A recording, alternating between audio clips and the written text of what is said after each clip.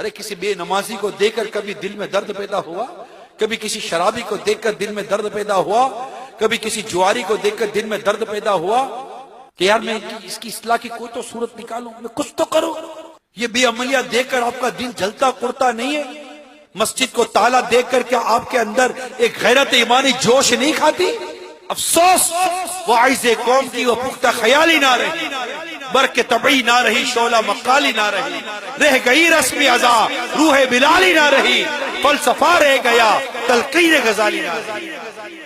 مسجد مرثیہ خواہ ہیں کہ نمازی نہ رہے، یعنی وہ صاحب اوصاف حجازی نہ رہے۔ آج ہماری غیرت ایمانی کہاں ہے؟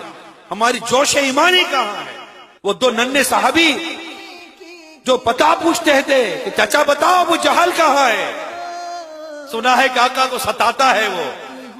جا کر اس دو ننھے صحابہ کرام نے ابو جہل کو قتل کر دیا۔ غیرت ایمانی، جوش ایمانی کہاں ہے آج ہمارا وہ غیرت ایمانی اور جوش ایمانی؟ واقعی ہمارے خون ٹھنڈے ہو، ہمارے جذبے ٹھنڈے ہو۔ بے عملیہ دیکھ کر، بے شرمیاں دیکھ کر، بے حیائیاں دیکھ کر ہمارا خون جوش نہیں مارتا۔ میں نہیں کہتا کہ نکل کرو روڈوں کے اوپر ظلم و ستم کرو، تشدد کرو، نہیں۔ ارے خدا کے بندو، نیکی کی دعوت دو، برائی سے منع تو کرو۔